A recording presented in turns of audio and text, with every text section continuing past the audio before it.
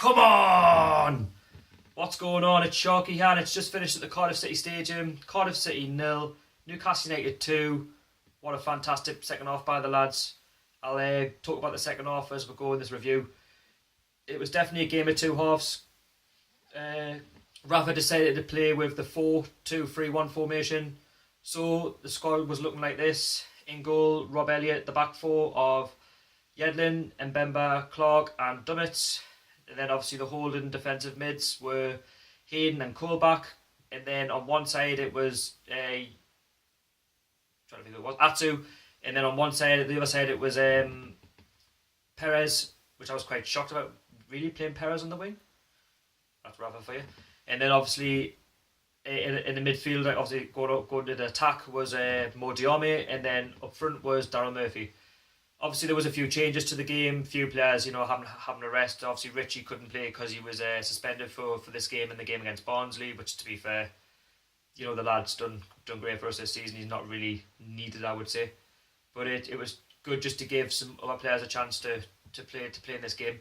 And obviously I said it was a game of two halves. In the first 2 or 3 minutes of the first half, Newcastle broke a couple of times.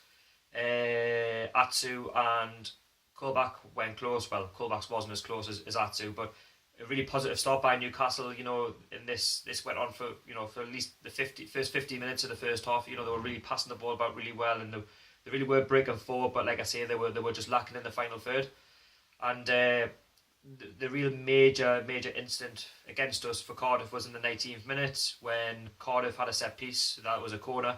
That man, Peter Whittingham, who I was telling you about in the preview, he's one of the danger men for Cardiff. He whipped in the set piece, put it into the box, and Sean Morrison put it in the back of the net. However, that was ruled off because he was apparently pulling back Kieran Clark, our centre back. So that was ruled off. And then it kind of just lulled, really. And then until about 10 minutes later, in the 30th minute, a ball again went into our box. There was a bit of a scramble, and then Zahore put it in.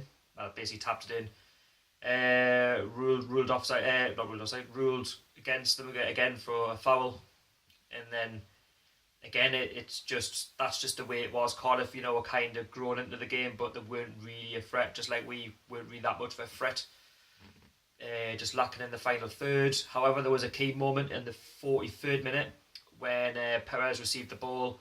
He ran into the penalty box and he was clearly having his shirt tugged, and it should have been a pen. And they were saying in the commentary, if he'd rolled over or just fell in the penalty box, you would have got a pen, and the referee would have had to give it. However, the ref didn't give it, and this is why I'm always baffled by the refs and linesmen in this league, because they're so poor when it comes to big decisions like this.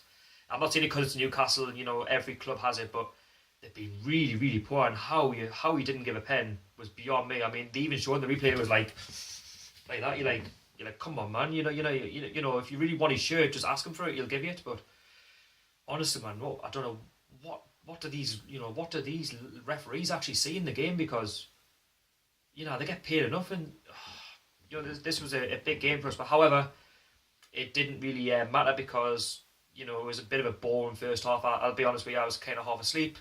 Going into the second half, Newcastle had a major scare in the 48th minute when the ball got put into the box. It got whipped in, and Noon really should have took a touch and smashed it into the bottom corner. No one was marking him, and somehow he put it over the bar.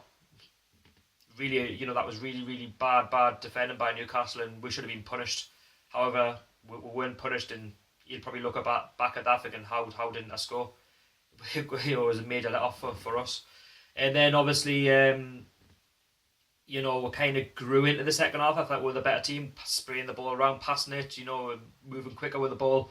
And then Atsu had the ball, and he was just charging it towards the Cardiff penalty area, and he got taken out just before the penalty box, close in. And then we got given a free kick, which Atsu stepped up and took, and it went straight into the bottom corner. I was like, get in, come on, what a free kick. Because I tell you what, it was some free kick. Just check it out. It was fantastic. I couldn't believe it. And then the momentum grew, really. And then it was obviously 1-0 Newcastle. And then about 10 minutes later in the 65th minute, again a ball got played into Hayden. Hayden ran and nobody was picking him up, and he just smashed it smashed it past the goalkeeper 2-0. And I was like, yes, get in. Three points, the 3 points which we pretty much need to catch Brighton.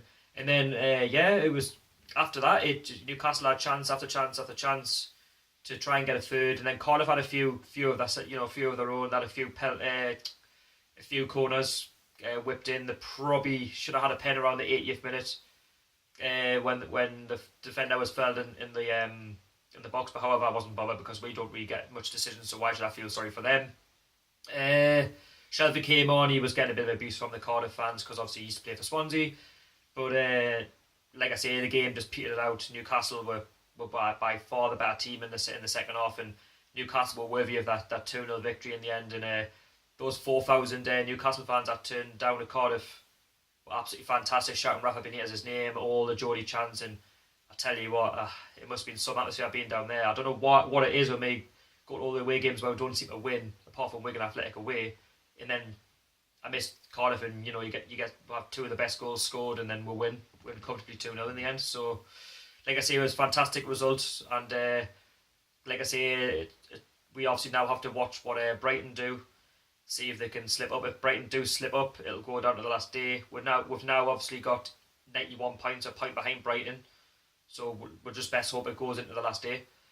But like I say, it was a fantastic result. My man of the match probably has to go to Atsu, in my opinion. Not just for the goal he scored, but just for his work rate on and off the ball. He really did work hard, and the whole team deserves a pat on the back, really. And we've now broken a record as well for the most league wins away from home. So that was fantastic in itself. So yeah, like I say, the next game is Barnsley at home, our last game of the season. I'll bring another video out depending on what Brighton do, if they've won the league or not. And I'm happy. I'm happy. I couldn't have asked for any more of the lads. Anyway, it's been Sharky. I've also got a new Twitter now, so it's James Sharky 05. So please follow me on Twitter. I'm also on Instagram at jsharky1993. Please check us out there, where I do regular uploads. And it's been Sharky, like I say. And please like, subscribe to the channel. And Geordies and the rest of the world, I'll see you in the next one.